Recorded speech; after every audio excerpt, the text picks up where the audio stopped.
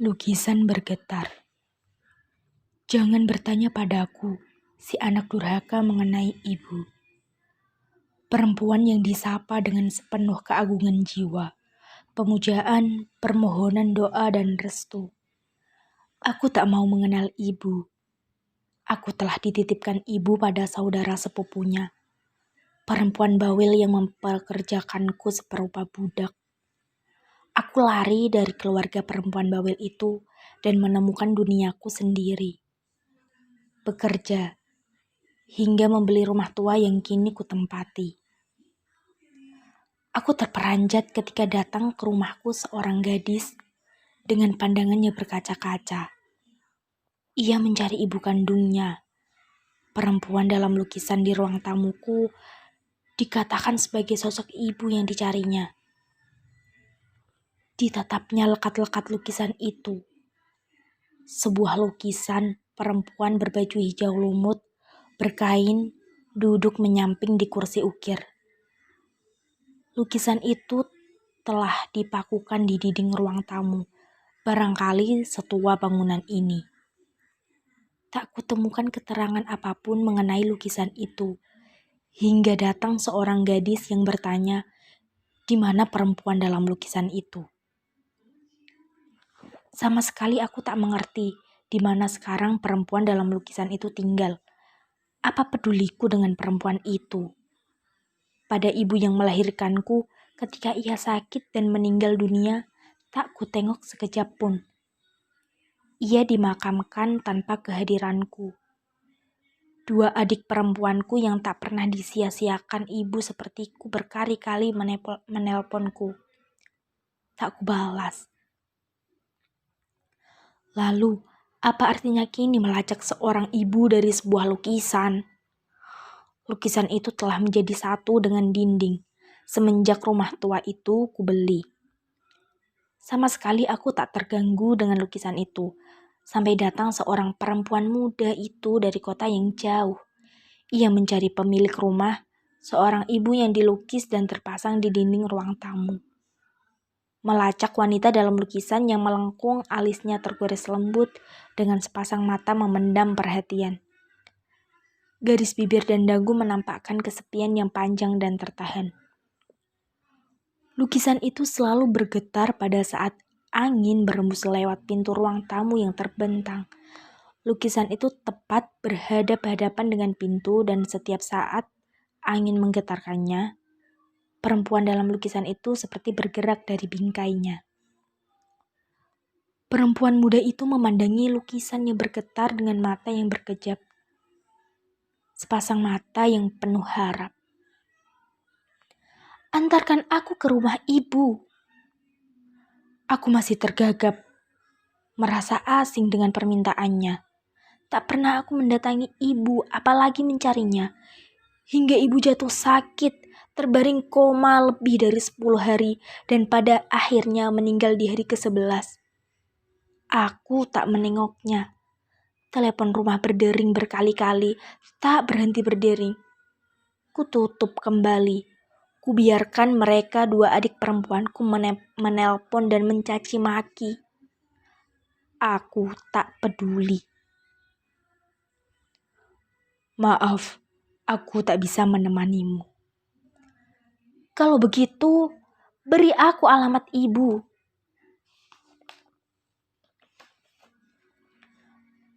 Perempuan muda itu memendam sorot mata yang penuh harap dan cemas. Hari sudah larut. Ia belum beranjak dari rumahku. Wajahnya tampak ragu, tapi aku tak mau jatuh iba padanya. Aku tak ingin melihat dia bertemu dengan ibunya, wanita yang melahirkannya. Telah kuputuskan mencari ibu. Tak kusangka akan sesulit ini. Sekalipun ibu telah membuangku, tak akan kucemooh dia. Aku ingin bertemu dengannya. Di pelataran rumah, dia masih membujukku untuk menemani mencari ibunya. Kutolak. Kali ini suaraku dingin, mungkin ketus. Aku memang memperlihatkan pendirianku padanya. Aku tak suka melihat raut wajahnya yang cengeng. Lelaki pemilik rumah itu sungguh menjengkelkan. Dia tak mau mengantarkanku mencari alamat ibu. Baru pertama kali aku menginjakkan kaki di kota kecil kelahiranku ini, 23 tahun orang tua angkatku membawaku meninggalkan kota kecil yang sepi ini. Baru seminggu yang lalu, ketika aku hendak dilamar calon suami, kedua orang tua angkatku berterus terang. Kau masih memiliki seorang ibu ya, perempuan yang mengandung dan melahirkanmu. Ia tinggal di sebuah rumah tua dengan arsitektur lama. Kulacak, kutemukan rumah yang kokoh, tinggi, dan kusam. Tapi aku tak menemukan ibu. Rumah itu sudah dijualnya, dan lelaki muda yang telah membeli rumah ibu, alangkah tolol dia, sama sekali tak mau menolongku. Hanya lukisan tua itu yang menghiburku. Setidaknya aku sudah melihat wajah ibu semasa muda, bermata teduh dan sekelam lumpur yang dalam. Mungkin lumpur itu menenggelamkan seseorang. Aku tak paham. Barangkali lelaki terperosok ke dalam lumpur mata itu. Orang tua angkatku tak memberi tahu siapa ayahku. Aku hanya diberitahu tentang ibu. Dan ayah, bahkan namanya pun tak disebutkan. Apalagi wajahnya. Sungguh tak ku kenal. Ketika kutemukan rumah tua sesuai dengan alamat yang diberikan orang tua angkatku, aku merasa lega. Apalagi di dinding rumah tamu pemuda itu terpasang wajah ibu, wajah wanita yang menanggung kesepian yang terpendam. Kurasa aku sudah dekat bersua ibu, tapi aku cuma menemukan lukisannya, sama sekali tak kutemukan jejaknya. Mungkin aku masih jauh bersua dengannya. Mestinya pemuda pemilik rumah itu bisa membantuku. Dia memilih tak mau tahu persoalanku. Ia menutup diri dan aku telah gagal membuka hatinya. Ia tenggelam ke dalam dirinya sendiri. Dan aneh, bagiku bagaimana mungkin seorang lelaki yang mencapai usia 30 seperti dia, tanpa istri dan anak, malah berhasrat memenjarakan diri. Larut malam tak ada taksi yang bisa kusewa untuk melacak rumah ibu. Kota kecil ini sungguh sunyi. Kutemui beberapa becak yang diparkir di tepi jalan raya dengan pengayuh yang tertidur di dalamnya. Mereka tak memerlukan penumpang. Ini kota tua, kota yang mati pada malam hari. Orang tak berani melintas di jalanan. Lampu-lampu pun remang-remang, dan kelelawar berseliweran dengan kepak sayap yang memperpekat sunyi. Langit di atas kota serupa selubung kain yang mudah koyak. Kudapatkan sebuah hotel kecil, tua, dengan kamar yang melapuk pintunya, aus catnya dan berdebu. Kecoak berseliweran, nyamuk berdenging merubung tubuhku. Bagaimana aku bisa tidur di kamar serupa ini? Segelas teh dan sepotong kue yang dihidangkan pun terasa basi. Tak mungkin aku beristirahat dengan suasana jorok macam ini. Berjalan-jalan meninggalkan kamar hotel, aku ingin menghirup udara malam kota tua ini. Barangkali aku akan menemukan rumah ibu. Ingin ku tebus kehinaanku sebagai perempuan tak beribu yang hanya mengenal orang tua angkat. Getir rasa hatiku tak mengenal ibu kandung. Aku ingin sebagai layaknya seorang gadis yang dipinang calon suami bisa mempertemukan dengan ibu kandung. Bahkan mungkin bisa mempertemukan dengan kerabatku. Tak hanya orang tua angkat yang bisa kutunjukkan pada keluarga mempelai lelaki. Tapi kini di kota tua ini, aku mesti berjalan sendirian mencari ibu.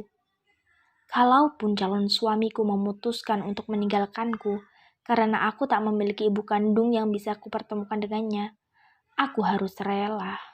Aku tak berhak mencegahnya. Terus melangkah dalam sunyi malam yang gelisah.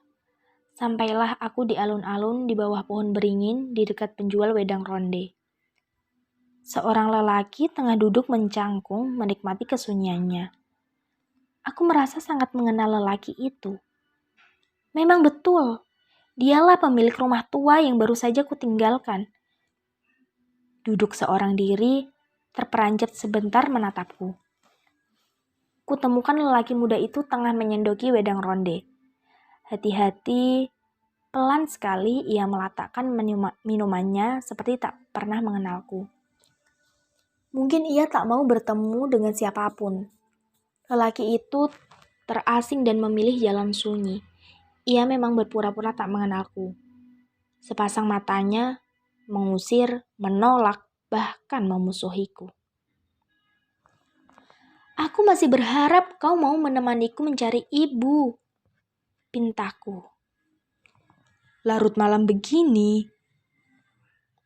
Bila tak kau antar, aku tak tahu jalan. Memandangiku dengan mata yang keropos, lelaki itu mencairkan kebenciannya padaku. Mata itu berkabut.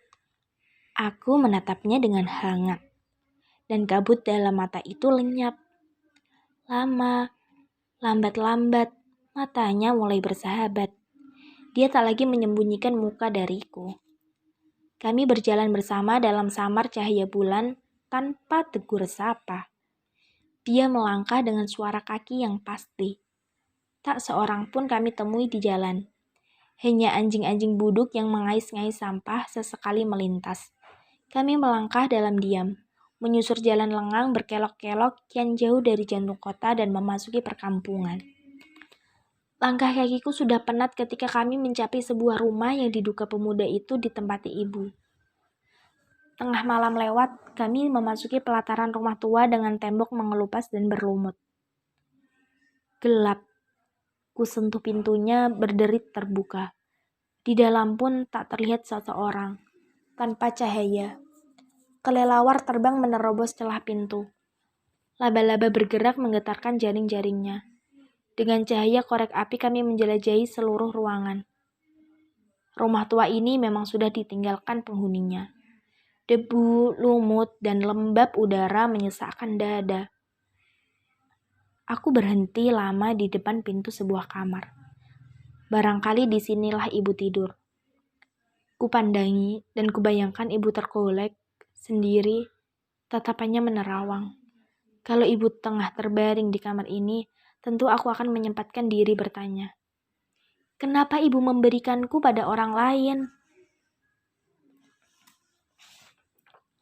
Barangkali pertanyaan ini akan menyakitkan ibu, tapi ini akan meruntuhkan beban yang menekan bergelayut dalam kepalaku. Toh, ibu kata orang tua angkatku tak memiliki anak selain aku. Apalagi yang dirahasiakannya dariku? Mari kita pulang, ajak pemuda itu pelan. Pulang? Ya, menginaplah di rumahku. Membayangkan perempuan muda itu sambil memandangi lukisan yang bergantung di ruang tamu, aku mulai sadar, kini mereka memang mirip. Malam itu, ketika perempuan muda itu tidur di kamar depan, aku sempat memandanginya. Aku tersihir, terkesima. Dialah perempuan dalam lukisan itu. Tubuhnya bergeletar. Aku seperti terisap untuk mendekatinya. Lebih lekat, menyatu ke dalam kesunyian yang mula-mula lembut dan lambat laun bergelora, mengempas-empaskanku. Tak kutemukan perempuan muda itu saat aku terbangun. Dia sudah menghilang, mungkin sudah kembali pulang. Mungkin ia mencari ibu kandungnya. Aku tak berselera melakukan apapun, cuma memandangi perempuan dalam lukisan itu. Tiap kali angin berhembus, lukisan itu bergetar. Tapi kali ini dadaku pun bergetar. Tak bisa kuredakan. Malam ketiga setelah perempuan itu menghilang, aku tak kuasa menahan diri. Aku menanti fajar untuk melakukan perjalanan. Telah kuputuskan untuk melacak perempuan muda itu. Tak mungkin kutunda lagi. Aku merasa keropos. Tak ingin kurasakan kekeroposan hati kian menjalar melapukan seluruh pesendianku. Ingin kutemukan rumah tempat tinggal perempuan itu. Ini sungguh mendebarkan, serupa memasuki permainan masa kanak-kanak bersama teman-temanku. Sebelum aku direnggut dari dunia itu untuk mengikuti saudara sepupu ibuku. Akan ku cari perempuan titisan lukisan di ruang tamu. Biar ku ajak dia ke rumahku dan ku temani mencari ibu kandungnya kemanapun. Sampai ketemu. Pandana Merdeka, Agustus 2005.